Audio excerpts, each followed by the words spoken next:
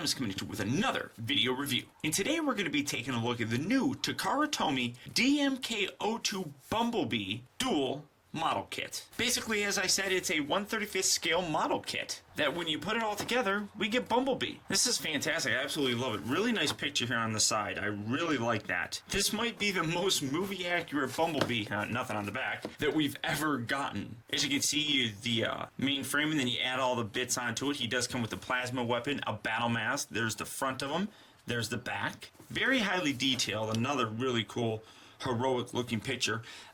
This really, like I said, it's a model kit. So it really isn't designed to be played with, just kind of displayed and enjoyed. But I am actually kind of curious to see, I'm trying to get a gist of it by looking at his chest paint to see if this is how he looked in the Dark of the Moon movie. Because as everybody knows, the Dark of the Moon Bumblebee has a slightly different look to him, at least in terms of his vehicle mode. But this is going to have to be built off camera. I'm not going to do it on camera, but I'm going to do a little montage, much like what P.O. did with his review of the DMK-01 Optimus Prime. I'm going to do a brief little montage with pictures showing the progression of how this guy is being built. But let's get him open and see how long it takes for me to build this figure, because I know P.O. spent several hours working on his Optimus Prime. And this one's a little bit smaller, so we'll see.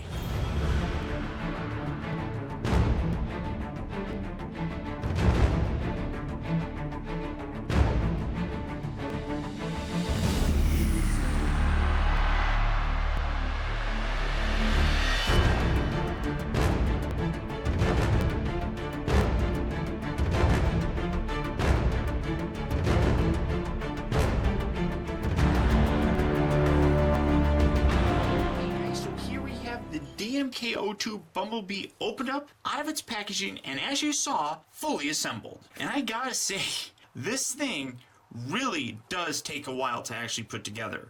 This figure alone took roughly about 4 hours to do. Yeah, about 3-4 hours. I know P.O., when I watched his review for the DMK-01 Optimus Prime figure, I think he said that it took about 6 hours to fully assemble that. This is a much smaller figure, but still took me a long time.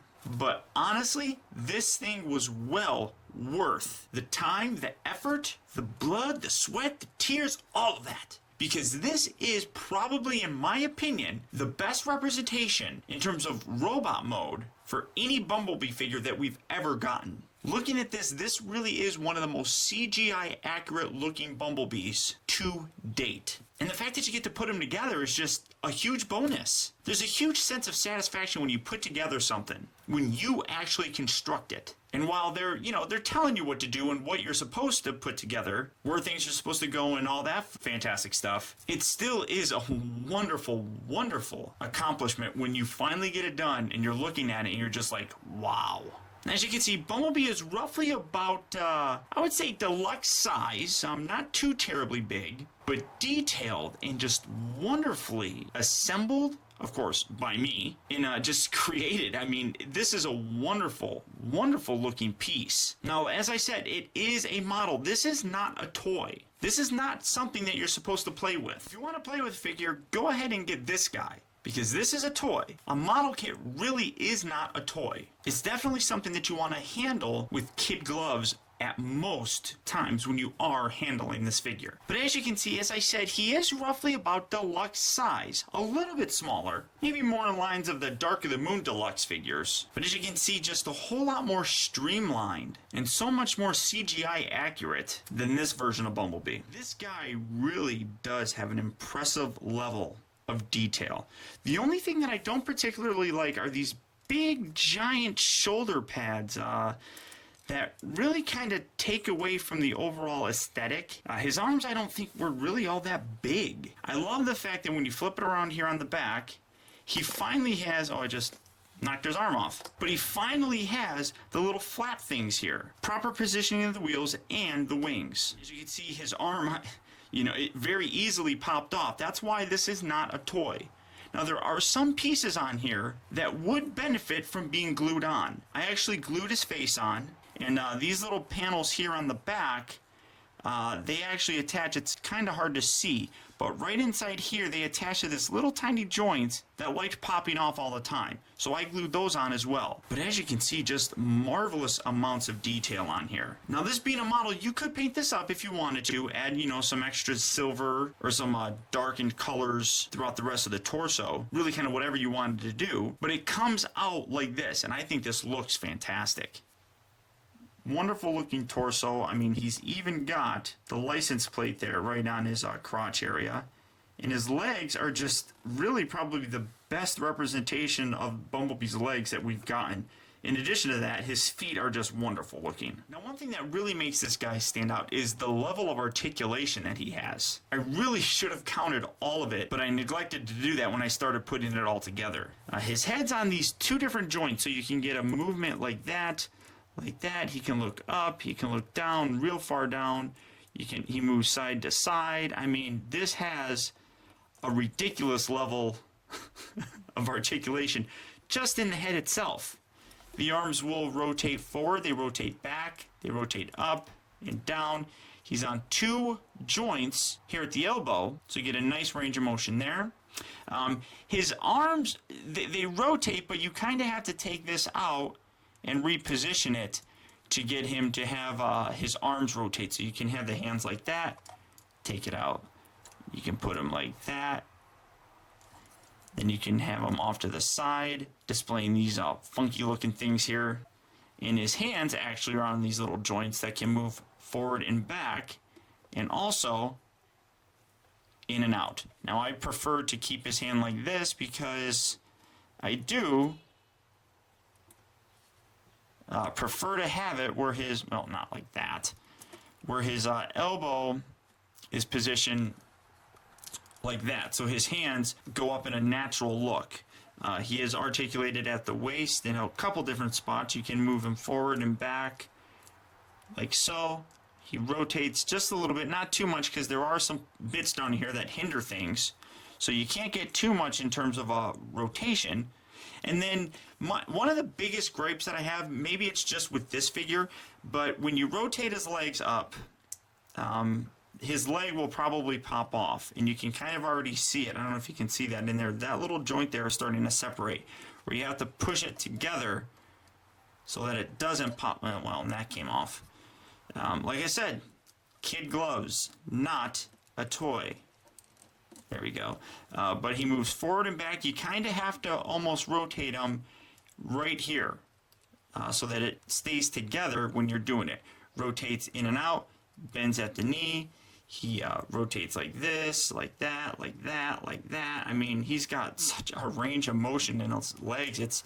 It's really kind of crazy, but well worth it, and definitely welcomed. I really do have to say that I think that this size scale works pretty nicely. Assuming that Shia LaBeouf is, say, 6 feet tall. There's about 1, 2, so that's about 12, and maybe a half. You know, and Bumblebee is roughly about 15 to 16 feet tall. So, like I said, the scale between the Human Alliance Sam figure and this Bumblebee is actually pretty decent. But as I said, the level of articulation on this figure, you can really create almost any dynamic pose that your imagination can come up with. It really is limited only by your imagination. Not only is he also probably the most poseable Bumblebee that you're ever going to get, he comes with some extra accessories. The first being these two little fists that have these little holes on them on the outside that, like I said, you just take this,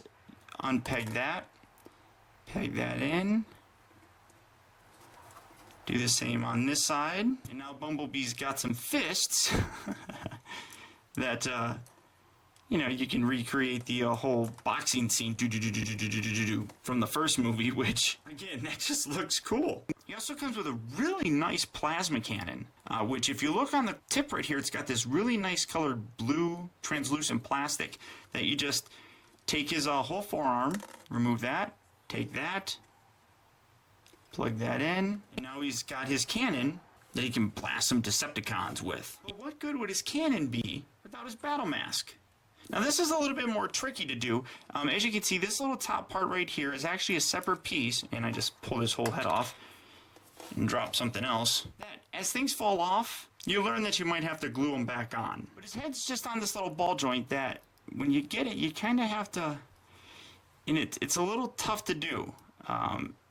Just very carefully, because like I said, this is a model kit. So the plastic is pretty thin. It's model plastic. It's durable, but not the same high level quality that we get with some toys. So here, and this kind of reminds me of a Wheeljack or Q from the movie. I kind of like that. So you take that and you see a little hole there, and there's a little peg that you just slide that in, and there you have his battle mask. And then this is just on a ball joint, so just position that and pop that back in there. And now you have Bumblebee with his battle mask and his cannon. So he's ready to go. And I love that whole thing. That's absolutely fantastic and very fun. Now, as I said, Bumblebee is not a toy. He's a wonderful collectible that is designed for serious and careful collectors. Or really, if you're just a Bumblebee aficionado and a fan of the character itself, you're probably going to want to pick this up. It's hard to find. They're going to be coming out on online stores later on this year for a second run. The first run completely sold out. So if you are really interested in picking up really one of the best looking Bumblebees that you're ever going to get, without a shadow of a doubt, get this guy. Depending on where you get it from, it could be pretty pricey. I bought mine from an overseas online store and got it for, I think it was $35. A lot of other places are running twice that. So just kind of look around and see what you can find. Maybe you'll get a pretty good deal. So until next time, guys, I want to thank you for tuning in. This has been Optibotimus. I'll talk to you later.